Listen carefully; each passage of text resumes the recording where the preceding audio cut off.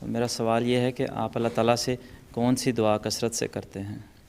ساری دعائیں ہیں، جماعت کی ترقی کی دعائیں تو کثرت سے ہونی چاہیے، ٹھیک ہے.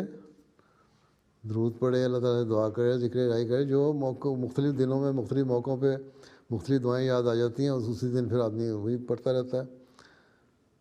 بعض دفعہ اللہ تعالیٰ خود ہی تحریک پیدا کر دیتا ہے، یہ دعا کرو، یا زبان پہ جاری ہو جاتی ہیں دعائیں. تو بہرحال بنیادی طور پہ یہی ہے کہ جماعت کی ترقی کے لیے دعائیں کرنی چاہیے.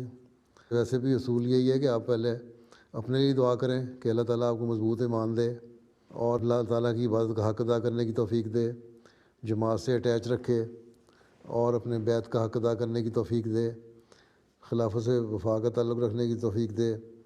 پھر اپنے گھر والوں کے لیے، اپنے بچوں کے لیے دعا کریں کہ اللہ تعالیٰ ان کو بھی دین سے جوڑے رکھے اور ہمیشہ وہ دین کے خادم بنے رہیں اور وفا سے اللہ تعالیٰ کے ساتھ تعلق رکھنے والے ہوں، جماعت سے تعلق رکھنے والے ہوں.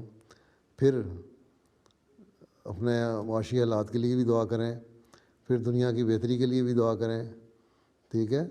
تو بہت ساری دعائیں پھر آہستہ آہستہ اس طرح سجدوں میں دعا کرو تو نمازیں ویسے ہی لمبی ہو جائیں گی، آپ کو نمازیں پڑھنے کا بھی مزہ آئے گا پھر،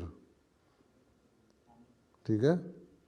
اور جو اسٹوڈنٹ ہیں وہ اپنی پڑھائی کے لیے بھی دعا کریں، ٹھیک. جزاک اللہ خیر.